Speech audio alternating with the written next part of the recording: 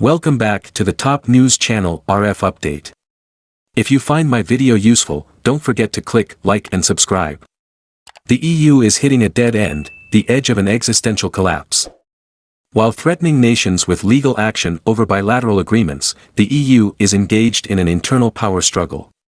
7 EU member states face infringement actions because they have not terminated bilateral investment agreements inside the EU.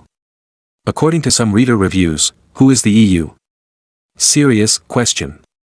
It is definitely not 27 sovereign countries, it is a bunch of unelected career policies and bureaucrats, highly dictatorial and actually anti-democratic. Except that is the same 27 sovereign countries who also gave these unelected career policies the job of enforcing the treaties the countries have agreed to in the first place. And what about the 20 sovereign countries who did fully implement this agreement?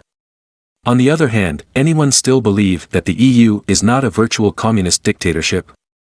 Neighboring countries and countries with communal interests have been trading freely with each other for centuries. How long before people realize, like us, that their freedom of choice has gone, and they have ceded all power to a central dictatorship? In a recent article, the EU Commission wrote, the Commission has decided to open infringement proceedings against Austria, Sweden, Belgium, Luxembourg, Portugal, Romania and Italy for failing to effectively remove from their legal orders the intra-EU bilateral investment treaties, BITs, to which they are contracting parties, so that they cease to produce any legal effects. It has been the Commission's long-standing position that BITs between EU member states constitute a parallel treaty system overlapping and conflicting with union law, thereby preventing its full application. But many people angrily retorted, how can EU law trump sovereignty laws of its member states? Especially when Germany has made it very clear that they will only adhere to their own German laws. Hypocrisy at its worst comes to mind. History repeating itself in mainland Europe. In the 1930s and 1940s a man inherited the whole of Germany and took the majority of mainland Europe by force and tried to Germanize it.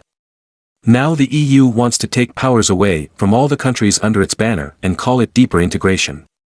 Echoes of the past happening again. The EU are control freaks who are power hungry.